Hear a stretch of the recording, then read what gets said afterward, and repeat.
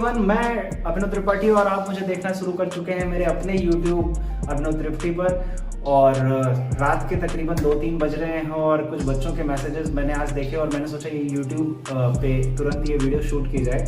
बड़ा ही अच्छा सवाल है। किसी स्टूडेंट ने मुझसे आज रात में 2 बजे टेक्स्ट करके पूछा कि सर NCERT पढ़ता हूँ, प्रिपरेशन कर रहा हूँ, और ये सवाल हर उस आदमी का हो सकता है जो अपने लाइफ में प्रिपरेशन करता है, किसी भी कॉम्पिटिटिव एग्जामिनेशन की प्रिपरेशन करता है। जरूरी नहीं कि वो नीट की कर रहा हो, IIT की कर रहा हो या किसी और एग्जामिनेशन की कर रहा हो। तो उस बच्चे ने पूछा कि सर मैं NCERT पढ़ता हूँ but I am not sure कि ये मेरे कितने काम आने वाली है। सर मैं बहुत मेहनत कर रहा हूँ लेकिन अगर मेरा सिलेक्शन नहीं हुआ तो मैं इतनी मेहनत करता हूँ, मैं सारे नोट्स पढ़ता हूँ, NCERT पढ़ता हूँ, लेकिन अगर मेरा सिलेक्शन नहीं हुआ तो क्या ये मेरे काम कभी आएगी? तो मैं एक बहुत ही शानदार कहानी मुझे उसके बाद याद आ गई और मैंने सोचा कि वो सिर्फ एक बच्चे की कहानी नहीं है, सबकी कहानी है और वो कहानी मुझे आप सबको सुनानी है। और ऐसी कई सारी कहानियां जिससे अपन मोटिवेशन दे सकते हैं कि जो करोगे वो भोगना तो पड़ेगा ही भाई, चाहे पॉजिटिव वे में हो चाहे नेगेटिव वे में हो। इसलिए हमेशा माइंडसेट बड़ा प्रॉपर रखना होता है, क्योंकि नीट की प्रिपरेशन सिर्फ डॉक्टर बनने का एग्जामिनेशन नहीं है। नीट की प्रिपरेशन आपको एक बेहतर इंसान बनाने का भी प्रोसेस है। तो हुआ क्या कि एक बार एक दुकानदार ने अपने एक एम्प्लॉय को एक जोर का थप्पड़ मारा, क्योंकि वो बहुत परेशान होगा। तो उसने अपने एक एम्प्लॉय को जोर का थप्पड़ मारा। वो एम्प्लॉय गुस्से में घर पहुंचा। घर पहुंचकर उसने अपनी वाइफ पर वो गुस्सा निकाल दिया और उसके बाद उसकी वाइफ ने वो गुस्सा, उसी गुस्से की उसी फ्लो को बढ़ाते हुए उसने अपने बड़े बेटे पे निकाल दिया। अब करता भी क्या बड़ा भाई, बड़ा बेटा वो गया, बड़े भाई होने के नाते उसने वही गुस्सा एक झापड़ मारा अपने छोटे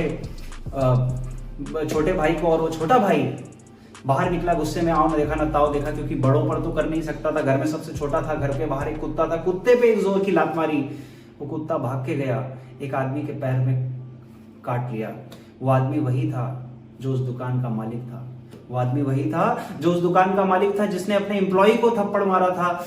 तो बात ये है यार कि जो करोगे वो आज नहीं तो कल लौट कर आएगा। NCERT आज पढ़ोगे तो कल लौट कर तुम्हारे काम में जरूर आएगी, चाहे वो एक बेहतर डॉक्टर बनाने के काम में आए या बेहतर फैकल्टी बनाने के काम में आए या आपके लाइफ में वो किसी और माध्यम से काम में आए। जो मेहनत आज आप रात में कर रहे हैं, जाग कर रहे हैं, 11 बजे, 12 बजे, 2 बजे, 3 बजे जो मेहनत भी आप कर रहे हैं, अगर आप अपने पढ़ाई अपने लिए ईमानदार हैं, अपने पेरेंट्स के लिए ईमानदार हैं, तो वो घूम कर तुम पे आएगी।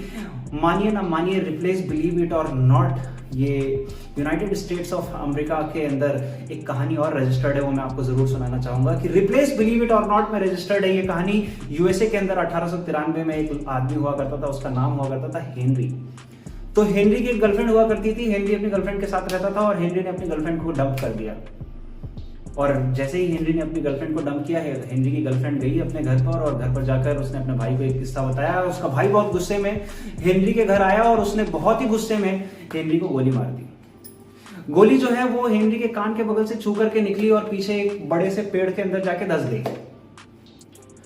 तो ये बात देखकर हेनरी, ऑब्वियस सी बात है, हेनरी के कान के बगल से गोली निकली तो हेनरी बेहोश हो गया।